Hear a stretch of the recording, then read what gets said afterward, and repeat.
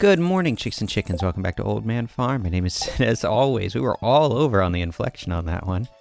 Hopefully that bodes well for the entertainment factor of this spirit displeased video. So, I asked you guys a lot of questions a few days ago, and we had an insane turnout to, what would that have been? Tuesday's video. I guess I shouldn't be surprised.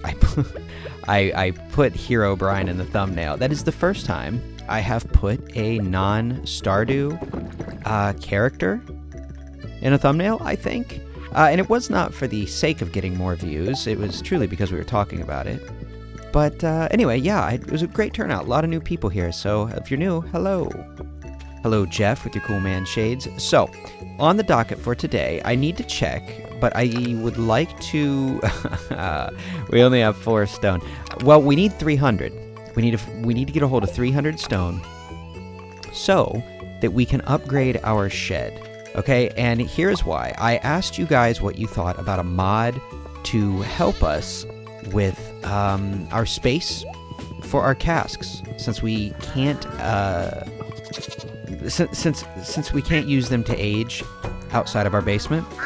Well, although people tended to be pretty okay with the idea, there was one specific comment up on screen now that mentioned that I should only worry about unlocking casks either everywhere or something like that once we have completed Grandpa's shed, since you can actually age products inside there. So I thought that was an absolutely perfect idea. That makes complete sense, and as was stated in the comment, it does seem like a waste to have something that is already built in to the game that we could be using to accomplish that task, and we're not. So we are going to hold off on our ability to put casks anywhere. That being said, I did get a mod, and we're probably going to go up to,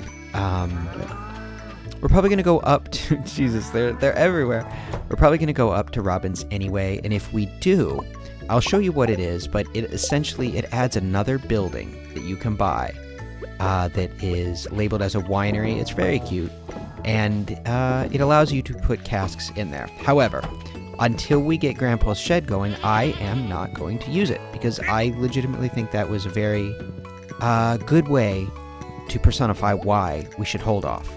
But let's go see what we've got here. You're such a good neighbor. I thought I'd send over some animal feed to make your job easier. Keep it up. Thank you, Marnie. That is unnecessary, but I thank you for it.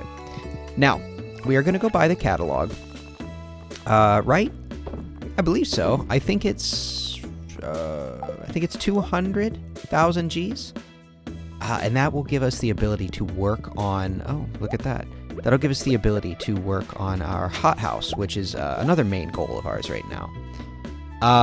Also, I know another big goal for us was getting back to the island. And I had a comment up on screen now about how they felt that the problem with Ginger Island is a time factor one.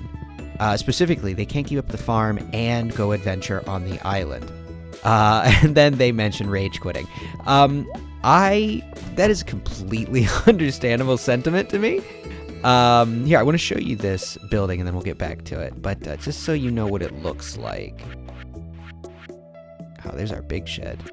Right there. See, it's just a cute little winery. And it's not overly cheap, but it's not terribly expensive. So, that's... Oh, what am I doing? Damn it, we did come up here for a reason, Sid. But yeah, so we may get that at some point. But let's find... Did I already... No, that was the calendar.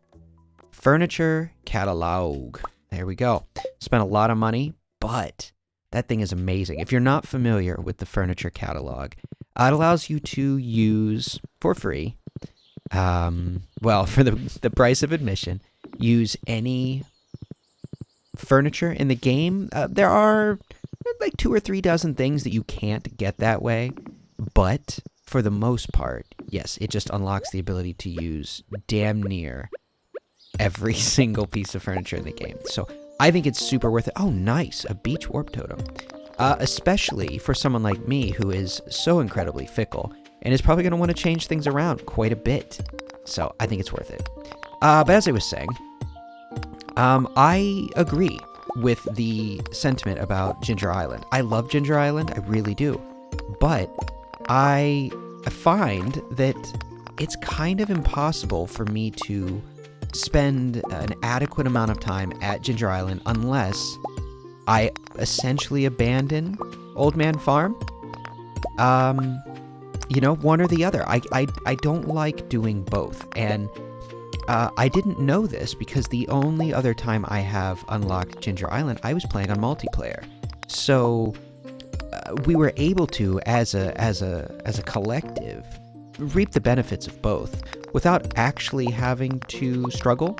I could sit and continue fishing all day because I'm super helpful, while other people just stayed on Ginger Island, and other people stayed at I believe I actually named that one. No, that one wasn't named Old Man Farm. It was a different one. But yeah, it's I would say that as much as I enjoy doing it, I think that what may end up happening is we may end up taking a holiday one of these, maybe this summer or this fall, I don't know, and just go to the island and just stay there. Now, obviously, I think that there are certain things that we need to do in regards to, we have to make sure that there's enough grass planted so that our animals will not run out of food, right? We'd have to make sure that our rabbits are fully upgraded in case of a rainy day, right? They get fed. Things like this, but they're within our grasp. So, point being, we are still going to go back to the island, but I just wanted to highlight that comment because I definitely struggle with that as well, so I thought it was pretty insightful. So I was wondering what you guys thought about that, because this is only my second time messing with the island, and my first time doing it alone, so just, yeah, little insights. Speaking of insights, I swear I'm not going to just prattle on about Minecraft today, because I actually have a pretty terrible story to tell you about my new house. But we had a couple of people comment about Minecraft, ranging from I miss watching my children play that game to I didn't play it because it was sort of before my gaming time. And I will say, the person who left that specific comment actually joined me on Tuesday night I played Minecraft on stream, and I had a lot of fun. I died repeatedly. I was also playing on hard, but the game is rather different. I got attacked by, it was like an angry villager that I think he acted like a pirate, and he had a crossbow. That guy was terrible. But it was a lot of fun, and I may end up streaming more of it. I really enjoyed it, although it did just make me realize how much I legitimately believe that Vintage Story is just the superior game. But I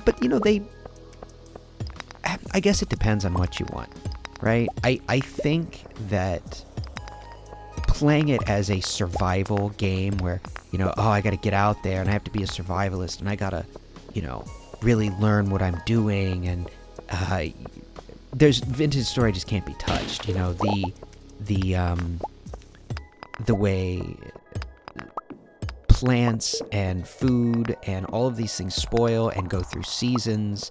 It's not just biome based. There are actual hemispheres and all of this. It's just got more depth as a survival game than Minecraft does. I think Minecraft has definitely become it used to be very much a sandbox. Then it became like a sandbox survival game. And then it became like a sandbox adventure game. And now it's just sort of its own thing. I don't know. I think it's sort of up to the player. I know that for myself, personally, when I play it, I like to find something pretty and then build something fun and then move on. But anyway, I said I wouldn't talk about Minecraft the whole time, and I'm not going to. So, I went and painted my house today. I'm recording this Wednesday night. And because I have to go back in the morning for reasons you will soon know. As I was painting, it was brought to my attention a few days ago that the water just really doesn't get that hot. It is room temp, you know what I mean? Vaguely warm, lukewarm at best. And, you know, like the temperature of the inside of a tauntaun. And I went down to the basement, I adjusted the thermostat, and in less than 5 minutes of adjusting the hot water heater's thermostat, the upstairs started to smell odd. I couldn't even necessarily place it because it wasn't outright like gas yet. And it was exhaust, where as I went down to the basement and found out, the hot water heater was not vented. It was in our contract, actually through FHA, that to even get approved for this loan, they had to fix certain things, and one of them was the hot water heater needed properly vented. Well, I'm not going to get into the specifics of how essentially there is a hole in the top of your hot water heater, or at least in mine, and it goes upwards. It is then funneled into some sort of tubing, which is then exported out of your house, right? Oftentimes just straight up, so that it is vented up into the air, and the exhaust is in no real danger of affecting any of the people around it. You know, it's not vented. It's not vented out next to your window, and then come summer, you know, you open the window and take a nice long nap. However, the pipe went into the old chimney, but here's a little fun fact. That chimney is blocked off. I even climbed up on my roof. I was up there, you know, just running around. I forgot how long it had been since I had stood on a roof, but God, I love doing it. I don't know why. It's a weird personal love of mine, is being on rooftops. So I go up there, and yeah, the chimney, sure enough, is completely gone. It's under the shingling. It is blocked off, gone, right? Whoops. There's the button I need. We have only gotten 190 stone out of this. Holy shit. So, no more chimney, thus no ventilation. And sure enough, after realizing all this, you know, I go inside, and now it smells like gas, not just exhaust. So I'm like, ah, shit. So I call the gas company. They come out immediately. A guy tests it. He gets a few beeps, blah, blah, blah. Nothing too crazy, but he then, after finding out that, you know, he's not going to blow up the house, he does the classic thing, which I didn't have anything to light, or I would have tried this, which would have been dumb, I see in retrospect. But he lit a match just to see if the smoke got pulled up the ventilation shaft, obviously, if there was any, a bit of a vacuum, an airflow that was pulling it upwards, as it should be. No, it was blowing directly out, back into my house. So, the long and short of this is, the gas company shut off the gas, so there's that. And then, so I don't have hot water, and essentially, yeah, I'm screwed, and, you know, I can fix it myself. It's not a big deal. Like, I'm just gonna run a pipe outdoors. I'm not gonna run up through the chimney. I'm not cutting a hole in my roof. None of that bullshit. But then, oh geez, I wasn't looking at the time. But the fact is that this was written into my contract. It's on my contract that this was fixed, checked, and ready. So we contacted the original, like the sellers, the old owners, because it was on them to get this done. And we told them, and pretty much said, hey, like, I don't want to get into this, but I have all this in writing, so this needs fixed. And long story short, they said they will be out tomorrow morning, and they will get it all fixed. So we'll see how it goes. I will keep you guys updated. And by tomorrow morning, I mean, by the time you're watching this, it should be in the process of being fixed, if it is not fixed already.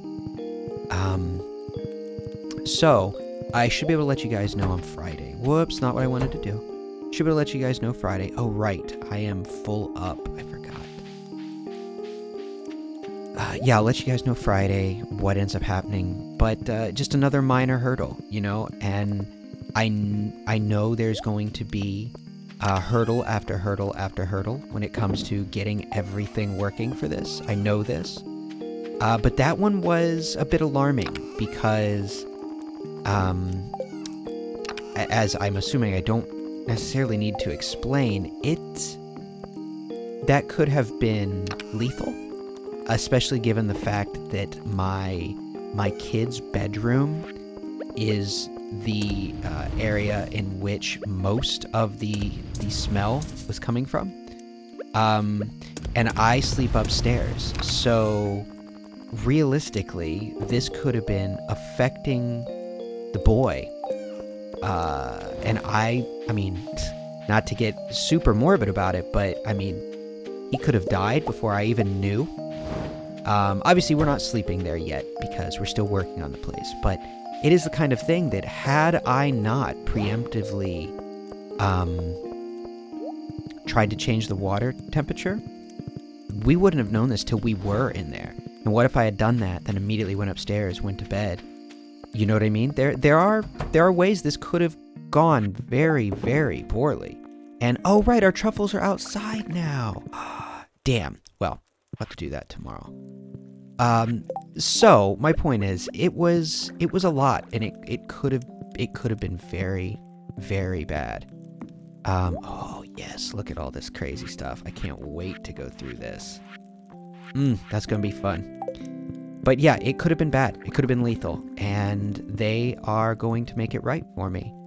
And yeah, it's nice to, know that we had a leverage and a legal leg to stand on to get this done. But anyway, all the things aside with the house, it is going well. I will probably post pictures tomorrow of I put them on the Discord, but I'm only partially done with the upstairs rooms. When they are finished, I'll post pictures up here. So I don't know, sometime this weekend, hopefully I'll get to show you guys that.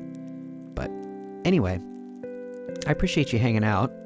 Again, as always, we were all over the place, but I think you've come to accept that. And as always, be good to each other. I will talk to you tomorrow, hopefully with some pictures, and good night.